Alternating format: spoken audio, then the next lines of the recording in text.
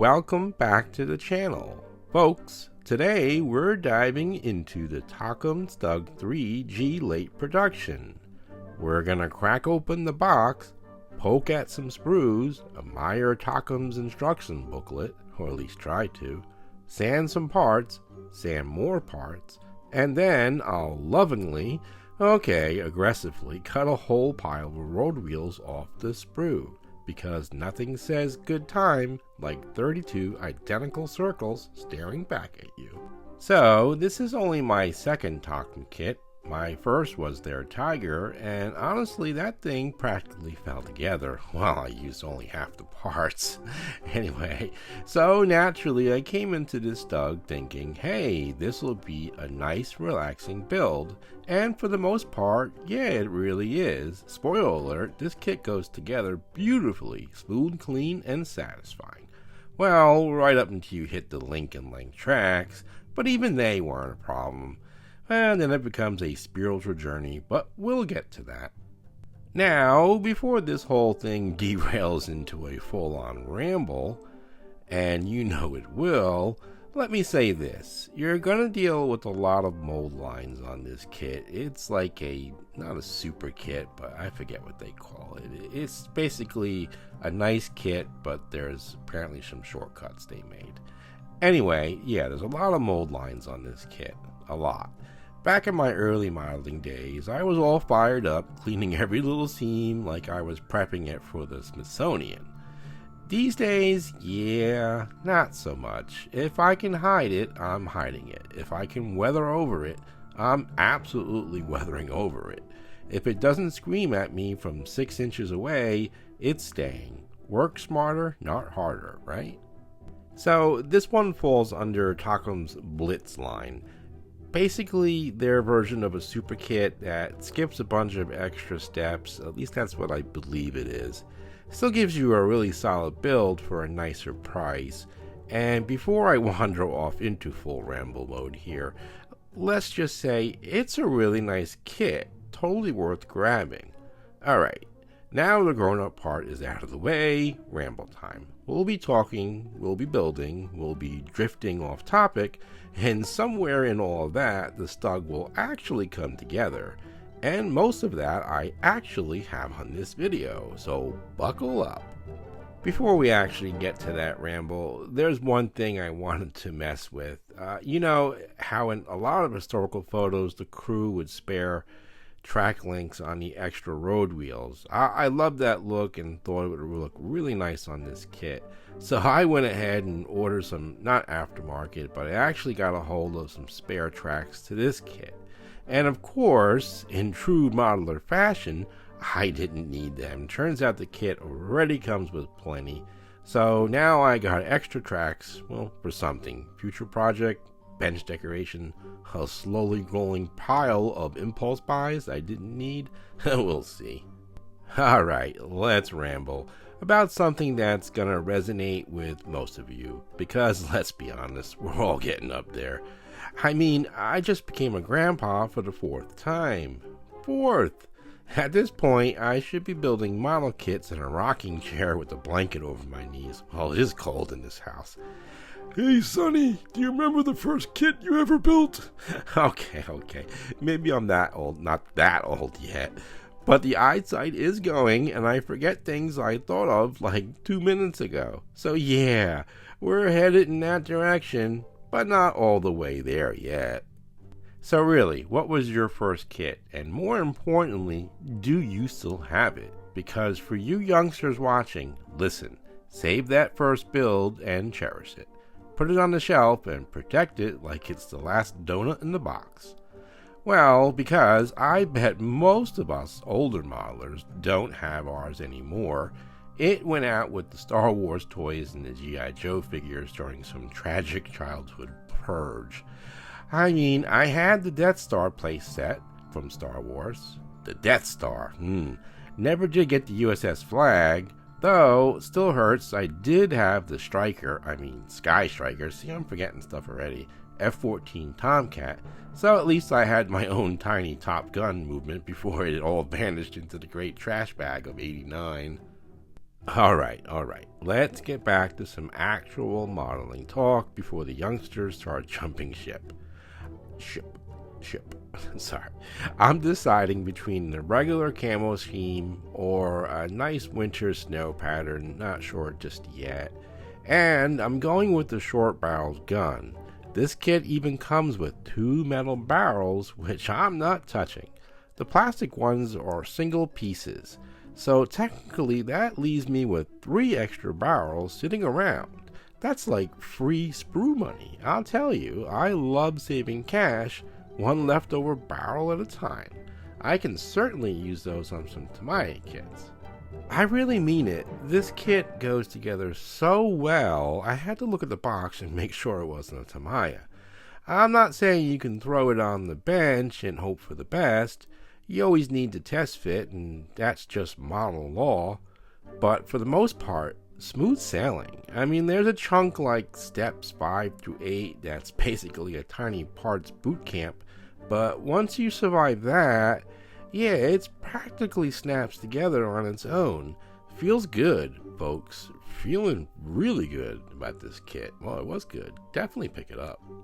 Alright, let's carry on my wayward son. Wait, are they bringing that show back? You know, Dean and Sam, Castile. Great times. I heard they were. Maybe they have. I don't know. Anyway, back to the ramble. First kits. Mine was a Tamiya Flak 88. Never finished it. Would I grab it again today? Big no, at least not that kit. But maybe the later Africa version is better. If you know, drop me a line, because I would totally put that in version in a transportation scene with a troop carrier. You know, make it feel like it's actually going somewhere.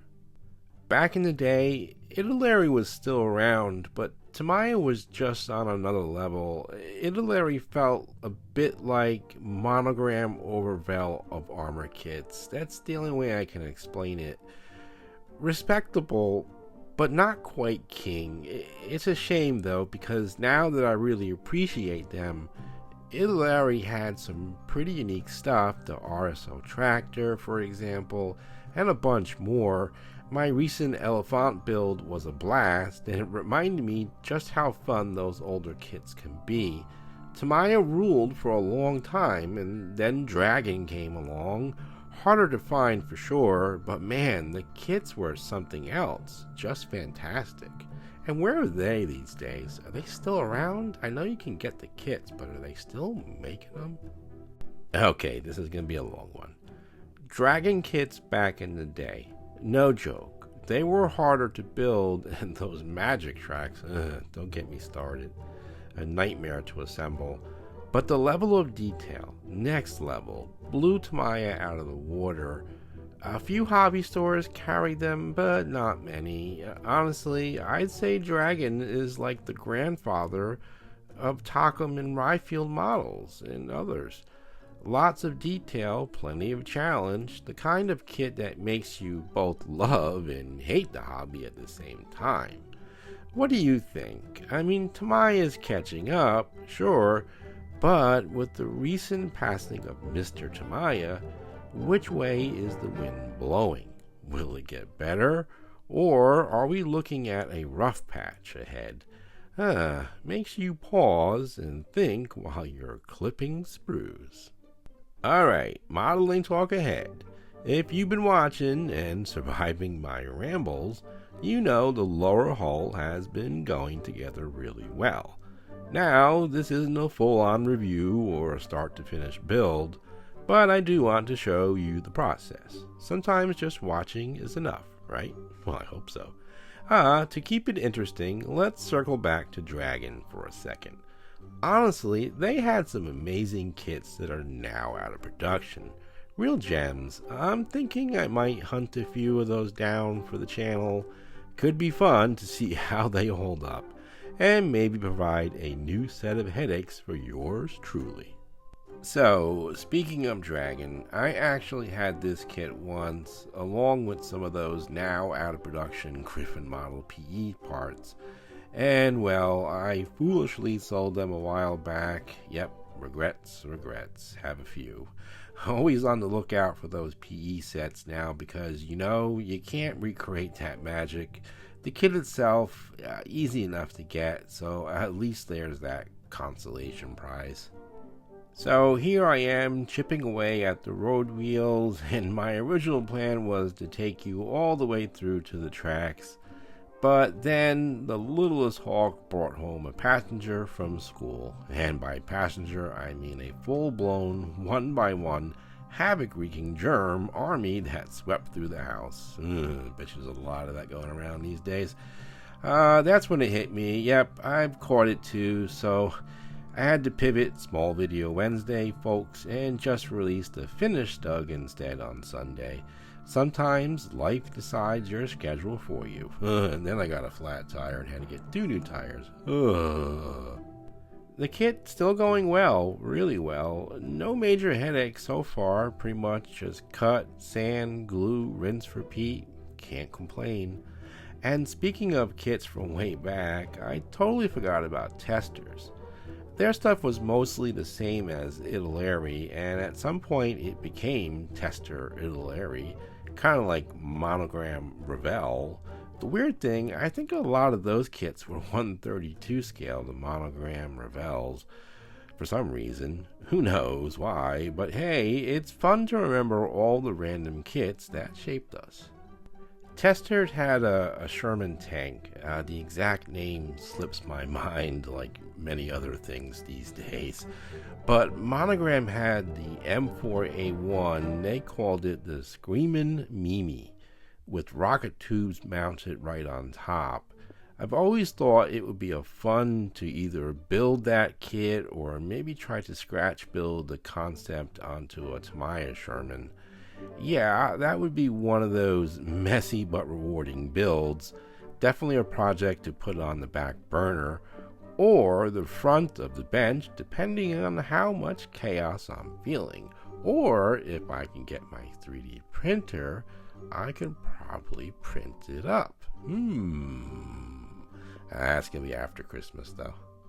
That PE, yeah, I think it's going to be a pain to get paint on. I'll just have to really coat it during the priming and hope it hides it well. And now we've officially hit the link and length tracks. Oh boy, my favorite part. Said no one ever. My plan, glue the whole track together but leave the rear roller removable so I can paint the track separately without losing my mind. The road wheels just chilling on the hull for now, no glue involved. Easy come, easy go. And here we go. See, I can't even get it out right. The way these tracks work, in order to get a perfect fit, you pretty much have to glue them onto the road wheels as you go. At least that's my interpretation of the process. Back in the old days, you just slapped on rubber tracks and called it a day. Those days are gone, and honestly, good riddance. Sure, some people enjoy gluing everything together and tackling the paint, but me, not so much. I like to avoid unnecessary pain, thank you very much. So yeah, I'm doing these tracks in a way that lets me remove it and reinstall them easily. Well, I hope so. I actually haven't completed it yet. So I can paint the road wheels separately from the tracks and then paint the tracks separately from the road wheels. Yeah, you get it. And then a little CA glue at the end and everything's locked in place. The key to success here, glue the tracks, let them set for a bit, and then slowly bend and form until they sit the way you like.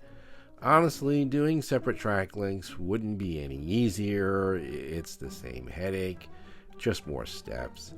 And don't even get me started on the gluing the upper hull before painting. Like, sure, just slap it on and don't worry about getting paint everywhere. Come on, Takom, we're not wizards.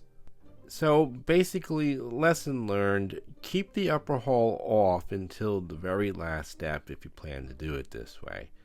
Before painting, I'll hit the surfaces with some removable rubber paint. I forget the exact name. Vallejo makes it. Vallejo makes it also. This way you can remove that and the glue will actually stick, because trust me, CA glue is not your friend here, once there's paint on it anyway.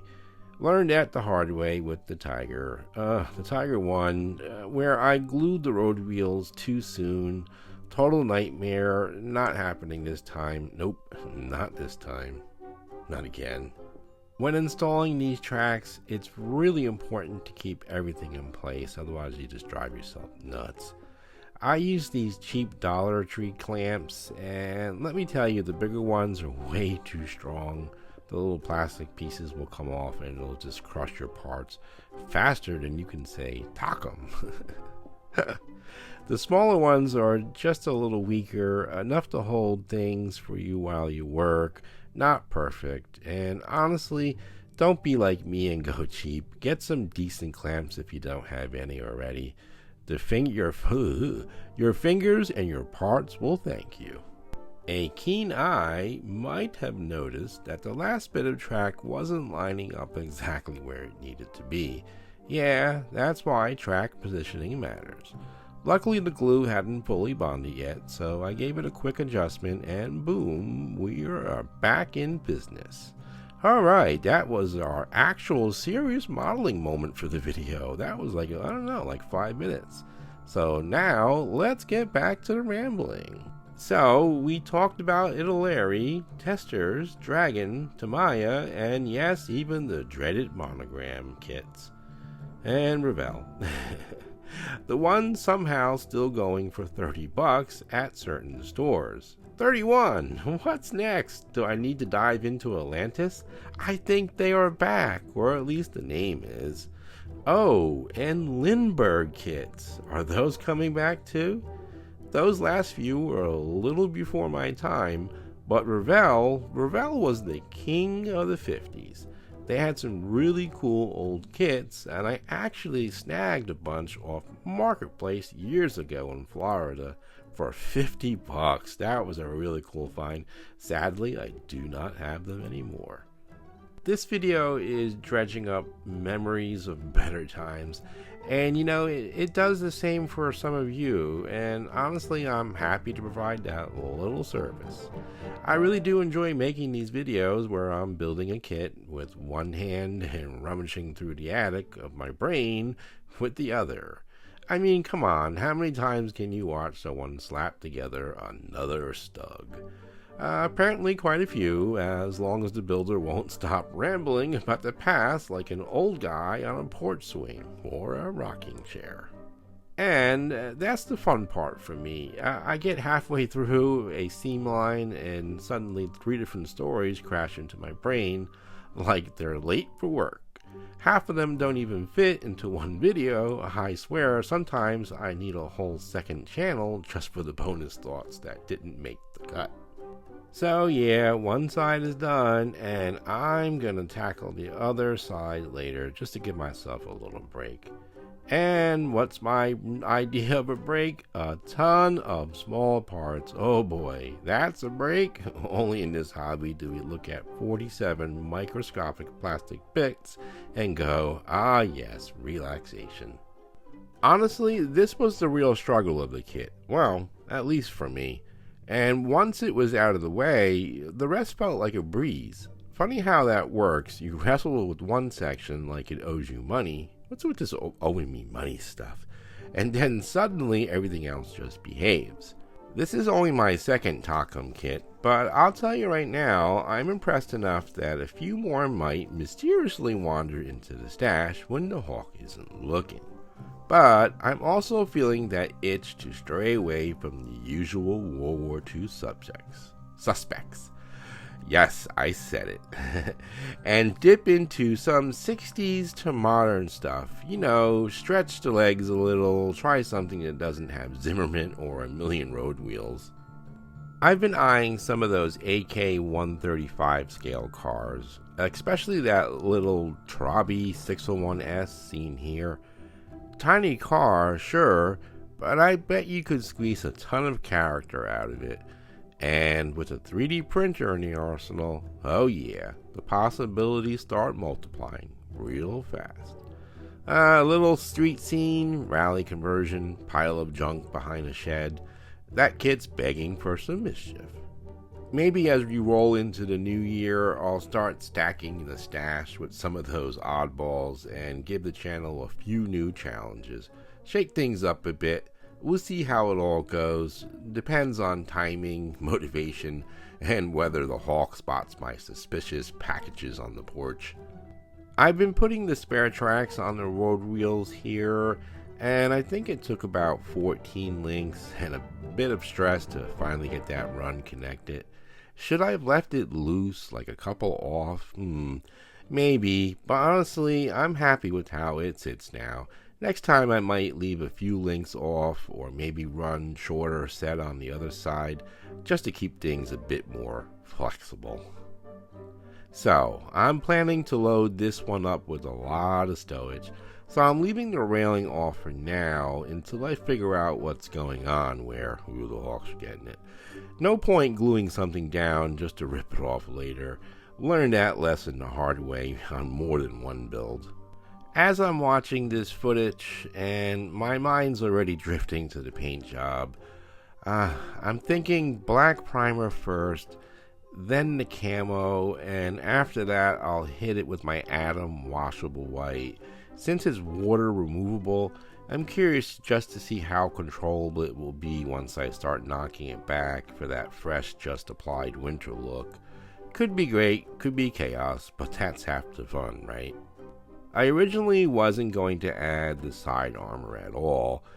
Not that I didn't love the look.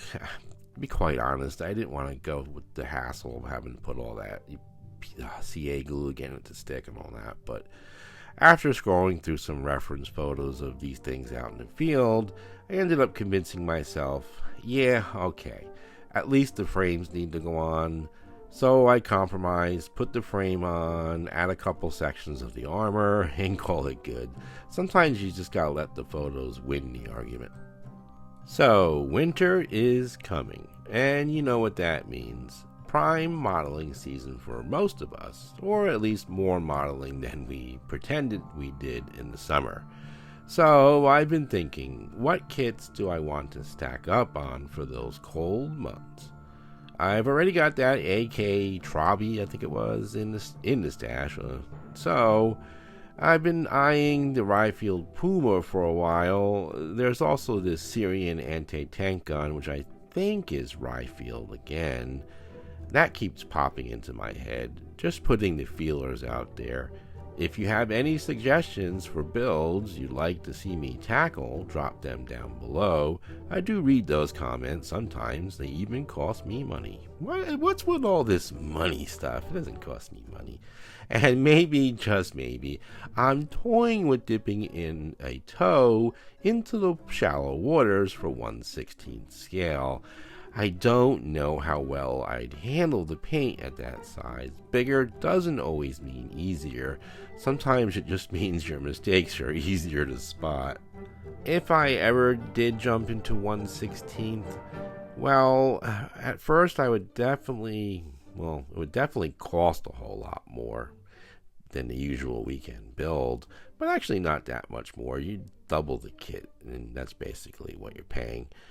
And if I'm going big with a purpose. The two that really tempt me so far are the DOSWork Puma, which looks incredible in that scale, or the M3A1 from Andy's HQ. That one has some seriously nice stowage and figures designed especially for it. If you can ever catch it in stock, every time I look, it looks like, nope, try again later. Figures, right? Literally. I don't know. Would YouTube hit my algorithm saying, you do 135, not 1/16th? I don't think so, but well, I'm not going to say that. Anyway, we'll see. That's really just something in the back of my mind, 1/16th scale. Seems to be coming back. Never really took off in the beginning. We're finally up on the upper hull now, and this is where the kit really wakes up and starts running. Everything just clicks together, smooth, simple, satisfying.